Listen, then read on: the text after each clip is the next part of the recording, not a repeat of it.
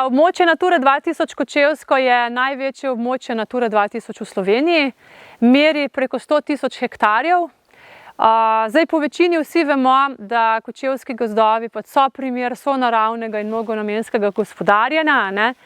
In vsekakor spadajo med najbolj naravno ohranjene gozdove v Sloveniji, pa tudi širše v Srednji Evropi. In ker gospodarimo na tak način, v naših gozdovih najdejo svoj dom tudi evropsko pomembne vrste, kot so ris, ostali dve zveri, volk medved, belohrbti detel, triprsti detel, kozača in nenazadnje dvoživke, pupek in pa urh.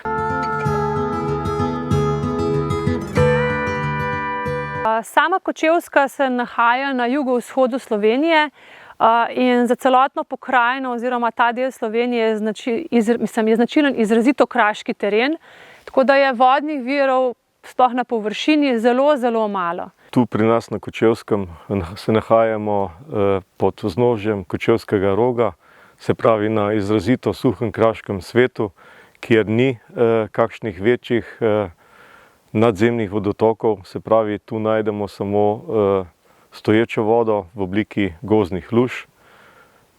Poznamo manjše gozdne luže, večje gozdne luže in pa najdemo v gozdu tudi kaluže.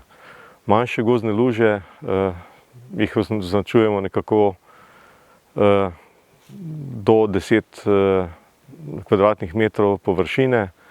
To so kotanje, manjše kotanje napolnjene z stoječo vodo, nastanejo pa običajno tako, da se padavinska voda zliva po bregovih v dno kotanje, ker se nahaja nepropustna plast gline in ta preprečuje, da bi voda nato odtekala v podzemlje. No, poleg malih gozdnih luž, ki jih je kar precej tudi tu na našem kraškem svetu, imamo tudi večje gozdne luže, ki jih je pa precej manj, so zelo redke, nastanejo pa običajno nekje na dnu povirnih dolin, kot je primer tle, in to na mestih, kjer podtalna voda pride na plano v obliki kraškega izvira.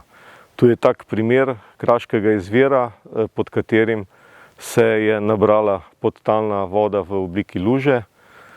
Te luže so lahko tudi dokaj velike, 100 ali 200 kvadratnih metrov, se pravi, da so kar prava mala jezerca.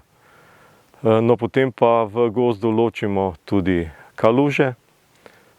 Kaluže, to so pa plitve blatne kotanje, lahko so delno tudi napolnjene z vodo.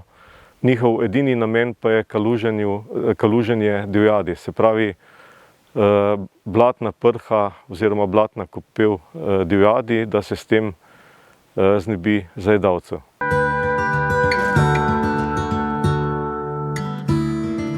Že v sklopu gozdarskega načrtovanja dela in izdelave gozdno-gospodarskih načrtov, se pravi za 10-letno obdobje načrtujemo izvedbo del v gozdu. In v tem sklopu načrtujemo tudi lahko obnovo, predvsem pa vzdrževanje obstoječih vodnih virov. S tem se v bistvu gozdarji trudimo, da vodne vire, ki so prisotni, vzdržujemo, da tam ostanejo, po potrebi pa tudi snujemo, se pravi, nove vodne vire v gozdu. Pri samem gozdno-gojitvenem načrtovanju za nek oddelek, se pravi, to je oddelek 116 gospodarske enote Željne Laze, tudi v samem gojitvenem načrtu že načrtujemo obnovo oziroma izdelavo ali pa popravilo vodnega vira. No, potem naslednje leto izdamo odločbo lastniku, naložimo jim nek rok, ker gre za nujno gojitveno delo. To je običajno 2-letni rok, v katerem imajo potem oni čas, da to lužo uredijo v skladu z našo odločbo. In potem si skupaj z izvajalcem ogledamo samo lokacijo, se dogovorimo, na kak način bomo samo obnovo luž izvedli in potem je v skladu z tem dogovorom izvajalec tudi dolžan to izvesti. Za razliko od kaluž imajo gozdne luže tako velike kot male, čisto drug pomen. So zelo pomembne za obstoj in pa za razvoj več vrst, predvsem za razvoj dvoživk, med katerimi so nekatere tudi zelo redke in ogrožene. Tukaj sta prisotna hribski urh in pa veliki pupek, ki sta obe vrsti Nature 2000, zato se, bom rekel, zelo trudimo, da bi nekako vzpostavili vse pogoje za njihov razvoj. Tu na tem suhem kraškem svetu je to zelo pomembno, kot sem prej rekel, ni nekih površinskih vodotokov in so te gozdne luže praktično edini vodni viri, se pravi edini biotopi, kjer se dvoživke sploh lahko razvijajo. Se pravi, da so to pomembni biotopi, kljub temu, da, bom rekel, na videz ne izgledajo nekaj zelo pomembne, a vendarle so, lahko jih imenujemo tudi mala mokrišča. In po Evropski konvenciji o varstvu mokrišč smo gozdarji dolžni skrbeti za te gozdne luže. Zelo se trudimo, da bi v gozdu poiskali vse primerne gozdne luže, jih primerno uredili in trajno tudi na to obnavljali.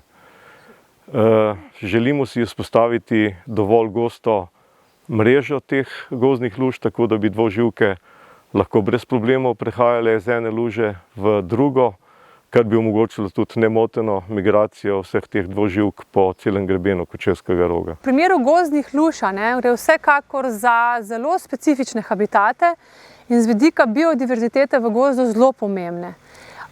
Zato tudi sama poudarjenost funkcije na teh točkah oziroma na teh objektih je predvsem, se pravi, na biotopski funkciji. Za razliko od kaluž, ki so pa predvsem, se pravi, pomembni z vidika lovno-gospodarske funkcije. Zdaj, sami gozdno-gospodarski načrti, 10-letni, so tudi upravljalski načrti za območje Nature 2000, tako da na Kočevskem gozdarji ali bodisi vzdrževanju ali pa izboljševanju stanja v habitatu, se pravi, polagamo posebno pozornost in samo vzdrževanje vodnih virov je zagotovo eno izmed ukrepov, ki se mu bomo še bolj posvečali tudi v prihodnje.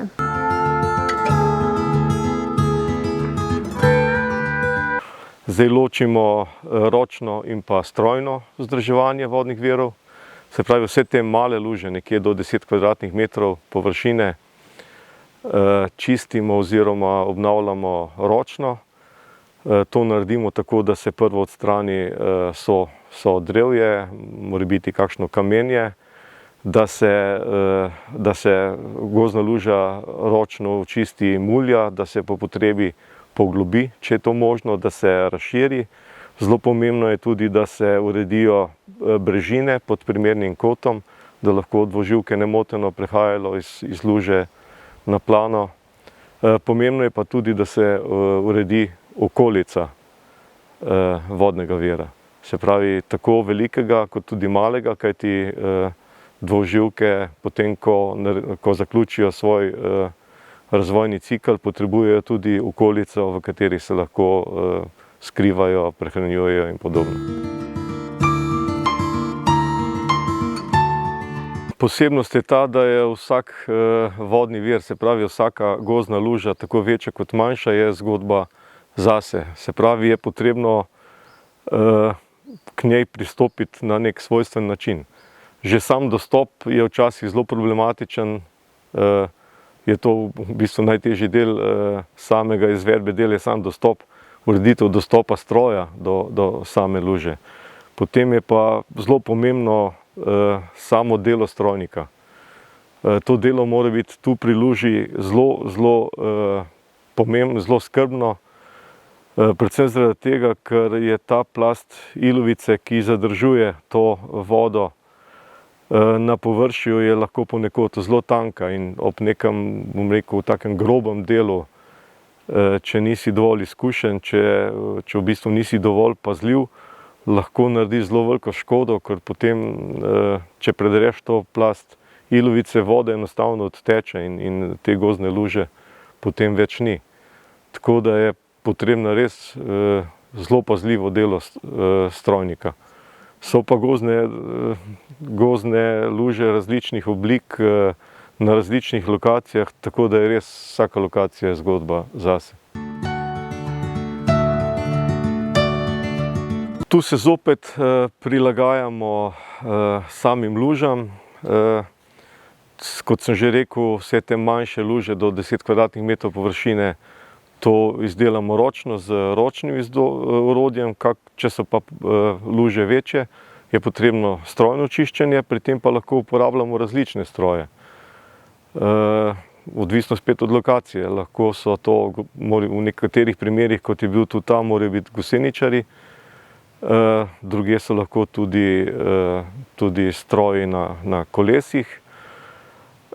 Lahko so veliki, ponekod morajo biti veliki stroji, drugod je lahko recimo kombinirka ali pa manjši bager, čisto odvisno od same lokacije. Bolj intenzivno te vodne vire nekako izvajamo oziroma popravljamo v zadnjem desetletju in že vidimo, da smo izbrali pravo pot. Tu na tej lokaciji recimo ni bilo večjega posega, mogoče zadnjih 50-60 let, odkar so kočevarji odšli iz naših krajev, in je bila zelo velika zamuljenost same luže, praktično ne skoraj več ni bilo vode. Zdaj upamo, da do jeseni, da bo bilo to eno malo jezerce. Takih primerov imamo mogoče že 10 na naši krajevni enoti, da smo očistili te velike vodne luže. Zelo pomembno je čiščenje tudi teh malih vodnih luž, njihova poglobitev, da je v njih dovolj velika količina vode, in smo zelo zadovoljni, ko spomladi vidimo na vseh teh lužah, ki jih potem obiskujemo in gledamo, da se spomladi naredi zalega dvoživk, ki potem nekako v prvi polovici leta tudi zaključi ta razvoj.